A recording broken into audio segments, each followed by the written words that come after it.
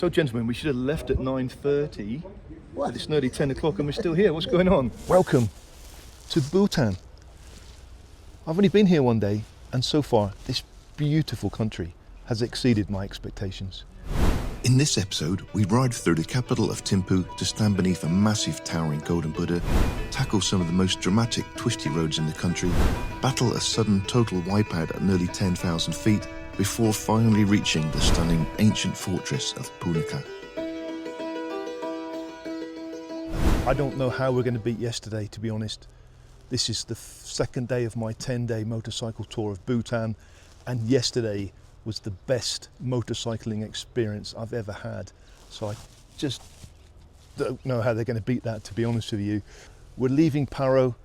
Yesterday we did a 180 kilometre trip around Paro itself, up into the mountains, up in the back here, and we ended up at 2,000 metres above sea level where we are now, to 4,000 metres above sea level, and it was like 3 degrees up there, really cold, but spectacular views, the most beautiful villages you've ever seen, and a corner every 5 seconds, and the wildlife, amazing, absolutely amazing, beautiful country.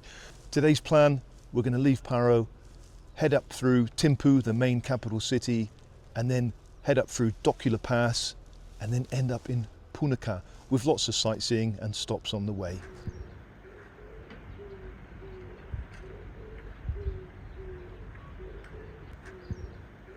So gentlemen, we should have left at 9:30.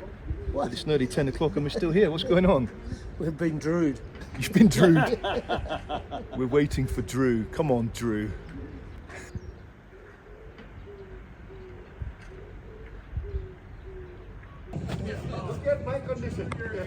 Drew, where have you been, Drew? My apologies. I forgot to press the alarm button.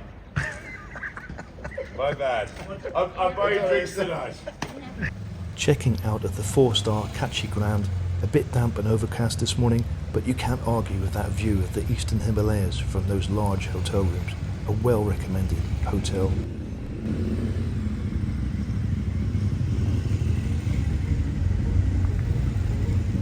Leaving Paro city behind, our journey down the valley begins. Almost immediately, the road hugs the edge of the runway, the very same strip of tarmac I landed on just yesterday morning. We are sitting at 2,200 metres above sea level here. It's a beautiful crisp morning and the thin mountain air keeps you sharp. This valley is the main artery of western Bhutan and we're following its natural guide, the Paro Chu River. The road and the river snake together, carving through the hills as we head south. Our first major destination is an engineering marvel that has stood the test of time for over 600 years.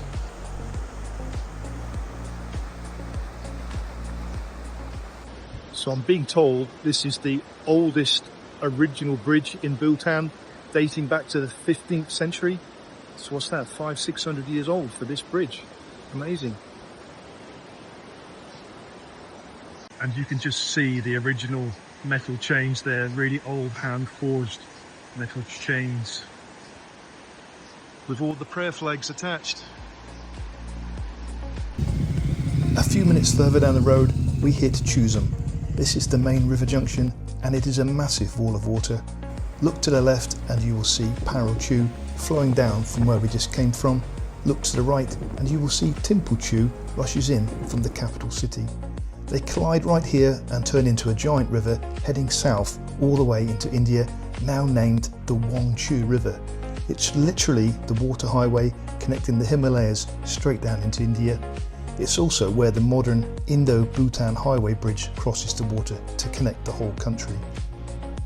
Riding through here, I couldn't help but feel that Thimphu feels much more modern, but it definitely has less character than the stunning town of Paro.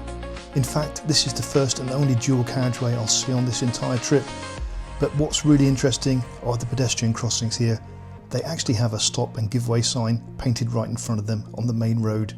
It's something Thailand could definitely learn from. Back there, absolutely no one stops their car at a zebra crossing. It's strictly pedestrians beware.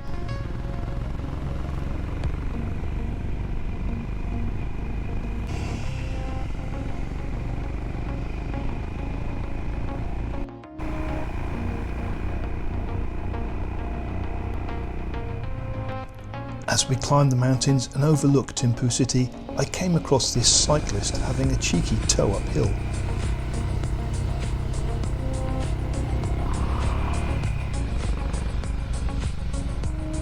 I can't say I blame him, to be honest.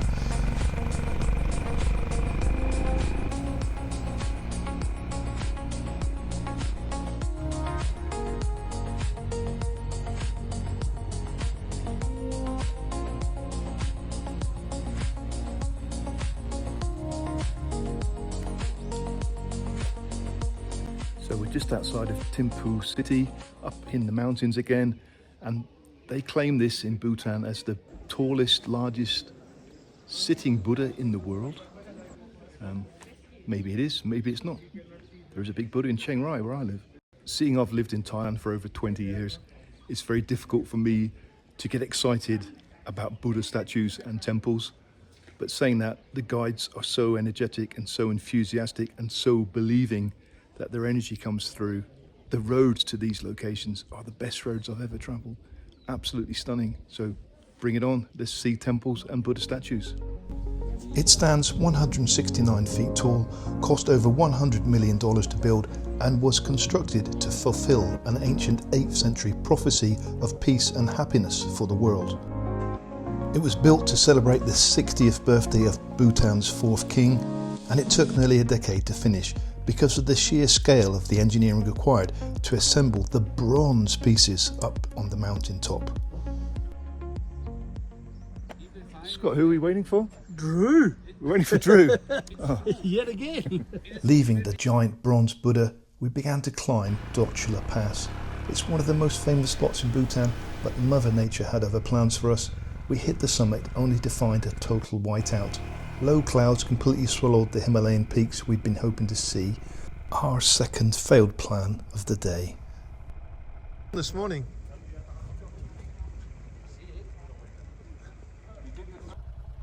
We spent 30 minutes in the coffee shop, crossing our fingers for a break in the mist, but it wasn't to be. Still, the stop wasn't a total loss. We took the time to learn about the 108 memorial stupas built here in 2003. They honour fallen soldiers, and the number 108 itself holds deep significance in Buddhist culture. Even without the mountains, there was a powerful energy here. So apparently this is to remember some dead soldiers, and apparently there's an AK-47 located in each one of these stupas. In Buddhist philosophy, it's believed there are 108 worldly desires or delusions, such as pride, jealousy, greed, and that keeps a person tied to the cycle of suffering. Building 108 stupas or reacting a mantra 108 times on a prayer bead is a symbolic way of conquering and purifying each of those 108 human failings. And then there is also the sacred math. 12 times 9 is 108. In astrology, there are 12 zodiac houses and 9 planets. 12 times 9, 108. And the digits 1, 0 and 8, they represent 1 or the higher truth, 0 represents emptiness of the void, and 8 represents infinity of the timeless nature of the universe.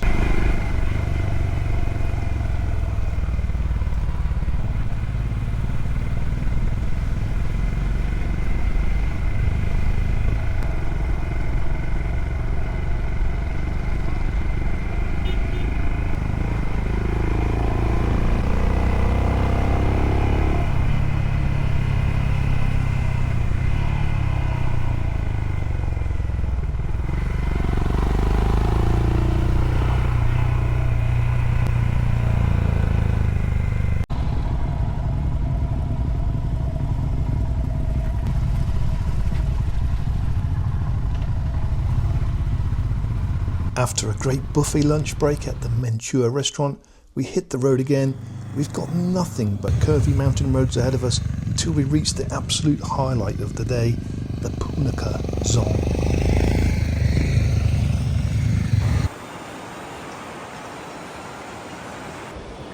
How stunning is that? A 1637 fortress in Punakha, Bhutan. Everywhere I go, it's just beautiful. Known as the Palace of Great Happiness, this massive 17th century fortress is easily one of the most stunning structures I've ever seen. But its beauty hides a wild history. In 1994, a catastrophic glacial lake outburst flood tore down this valley, severely damaging the fortress.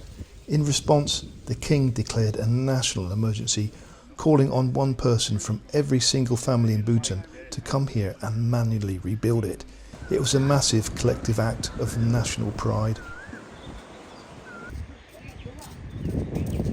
And check out the entrance. High above on the ramparts, right above the front gate, there are these massive natural bees' nests, huge wild rock bee colonies that have built their hives directly into the woodwork. They've been nesting here for generations, acting like a permanent buzzing security detail for the fort.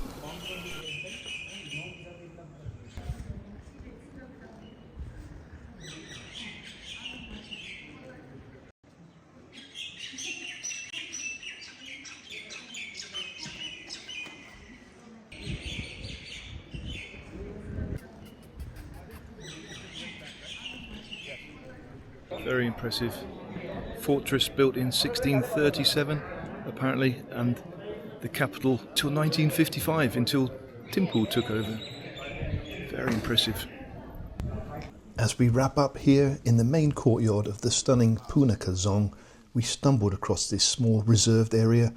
Believe it or not, this is the only spot dedicated to tourists during the Punakha Dzong festival, held every February. It's a massive, vibrant celebration of Bhutanese culture and the legendary victory over invading forces that protected this kingdom centuries ago. It's been an incredible day, but we're losing the light. We've got a short ride from here to check into the hotel to get some rest, because tomorrow is going to be epic. We're promised brilliant sunshine and some technical off-road tracks as we push onward towards Bhutan.